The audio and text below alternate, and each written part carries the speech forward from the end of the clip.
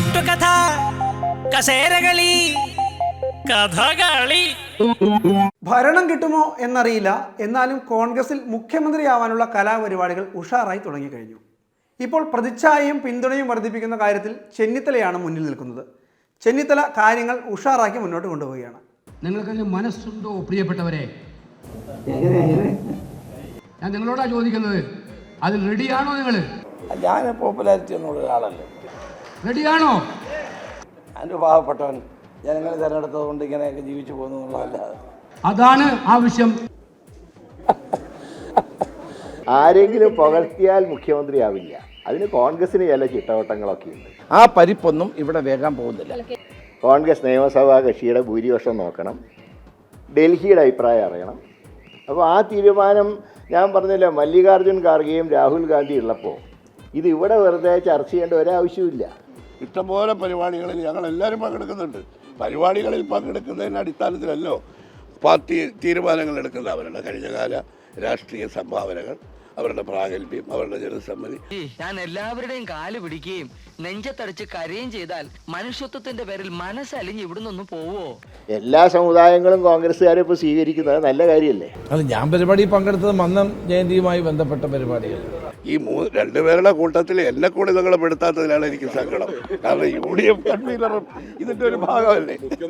ഹസനിക്കയോ അതിന് MLA ഒക്കെ ആകണ്ടേ? നിയമസഭയിൽ മത്സരിക്കാത്ത ആളിന് MLA ആവാൻ പറ്റൂ? MLA ആകാത്ത ആളിന് മുഖ്യമന്ത്രി സ്ഥാനം ആഗ്രഹിക്കാൻ പറ്റൂ?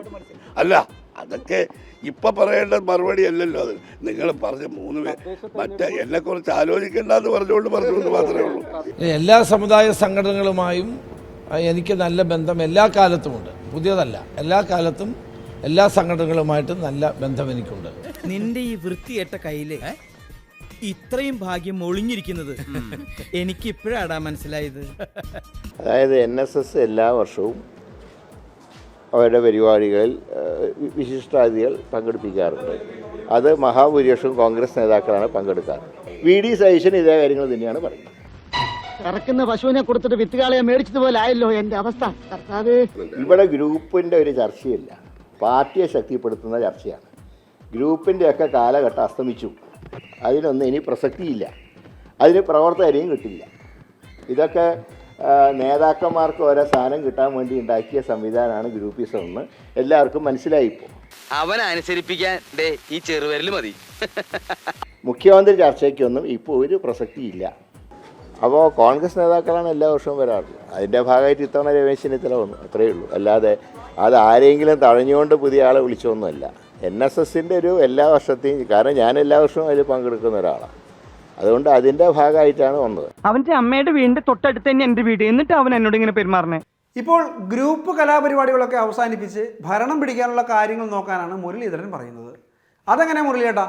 ഇപ്പം നമ്മൾ കയറി കഷ്ടപ്പെട്ട് പ്രവർത്തിച്ച് ഭൂരിപക്ഷം കിട്ടിക്കഴിഞ്ഞാൽ ആരെങ്കിലും കയറി മുഖ്യമന്ത്രിയായാൽ എന്ത് ചെയ്യാൻ പറ്റും? അതുകൊണ്ട് ആദ്യം ആളെ തീരുമാനിക്കുക, എന്നിട്ട് നോക്കാം ഭൂരിപക്ഷവും ഭരണവുമൊക്കെ.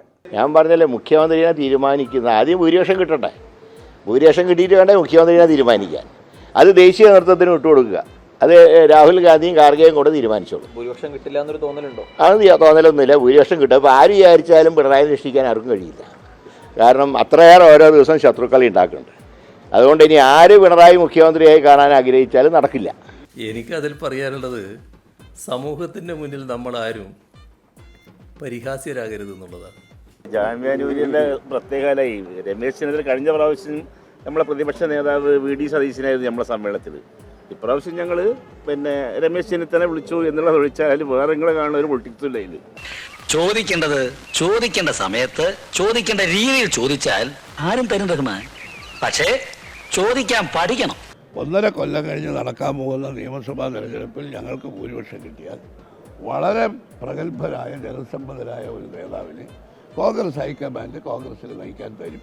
ഇലക്ഷൻ കഴിഞ്ഞ് മുന്നണിക്ക് ഭൂരിപക്ഷം കിട്ടി, ഞങ്ങളെ പാർട്ടി അതിൽ കൂടുതൽ MLA ജയിച്ചു വരുമ്പോഴല്ലേ അപ്പം തീർച്ചയായിട്ടും പറയാം. 6 പേരെന്ന് ആര് പറഞ്ഞു? മുഖ്യമന്ത്രിയാകാൻ തയ്യാറെടുത്തവർ ഒരുപാട് പേര് കാണും. അതല്ല, അർഹതയില്ലാത്തവർ ആഗ്രഹിക്കൂ.